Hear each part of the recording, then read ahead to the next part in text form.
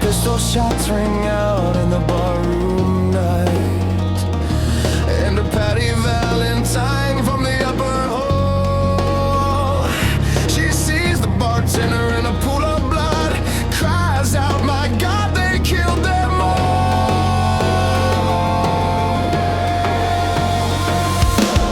Here comes the story of the hurricane, the man they all thought at ease came to blame for something that he never done, put in a prison cell, but one time he could have been the champion of the world.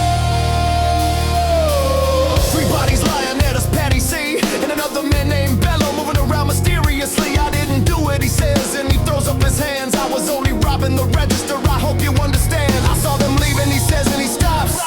"One of us had better call up the cops." And so Patty calls the cops, and they arrive on the scene with their red lights flashing in the hot New Jersey night. Meanwhile, far away in another part of town, Reuben Carter and a couple of friends are driving around. Number one contender for the middleweight crown. I had no idea what kind of shit was about to go down when a cop pulled him over to the side of the road, just like the time before and the time before that in Patterson. That's just the way things go. If you're black, you might as well not show up on the street unless you want to draw the heat. Want to draw the heat. Alfred Bello had a partner and he had a rap for the cops. Him and Arthur Dexter Bradley were just out prowling around. He said, "I saw two men running out, they looked like middleweights. They jumped into a white car without a stake plates." And Miss Patty Valentine just nodded her head. Cop said, "Wait a minute, boys, this one's not dead." So they took him to the infirmary, and though this man could hardly see, they told him he could identify the guilty men. 4 in the morning, and they haul Reuben and they take him to the hospital, and they brought him upstairs. The wounded man looks up through his one dying eye. Say, "Why did you bring him in here for? He ain't the guy." Here's the story of the hurricane, the man the authorities came to blame for something that he never done, put in a prison cell, but one time he could have been the champion of the world. 4 months later, the ghettos are inflamed. Reuben's in South America fighting for his name, while Arthur Dexter Bradley's still in the robbery game. And the cops are putting the screws to him, looking for somebody to blame. Remember that murder that happened in the bar? Remember you said you saw the getaway car? You think you'd like to play ball with the law? Think it might have been that fighter that you saw running that night. Don't forget that you are white. Arthur Dexter Bradley said, "I'm really not sure." The cops said, "A poor boy like you could use a break. We got you for the motel job, but we're talking to your friend Bello. Now you don't want to have to go back to jail. Be a nice fellow." We'll be doing society a favor. That son of a bitch is brave and getting braver. We want to put his ass in stir. We want to pin this triple murder on him. He ain't no gentleman, Jim.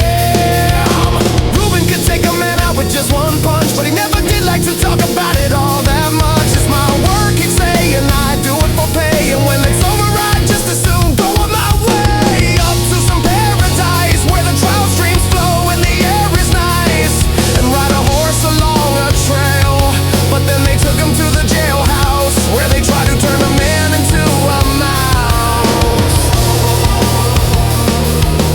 All of Reuben's cards were marked in advance. The trial was a pig circus, he never had a chance. The judge made Reuben's witnesses drunkards from the slums. To the white folks who watched, he was a revolutionary bum. And to the black folks, he was just a crazy nigga. No one doubted that he pulled the trigger, and though they could not produce the gun, the DA said he was the one who did the deed, and the all-white jury agreed. Reuben Carter was falsely tried, the crime was murder one. Guess who testified? Bello and Bradley, and they both boldly lied, and the newspapers, they all went along for the ride. How can the life of such a man be in the palm of some fool's hand? To see him obviously framed couldn't help but make me feel ashamed. To live in a land where justice is a game. Now all the criminals in their coats and their ties are free to drink martinis and watch the sun rise, while Reuben sits like Buddha in a 10-foot cell, an innocent man in a living hell. Yes, that's the story of the hurricane, but it won't be over till they clear his name and give him back the time he's done.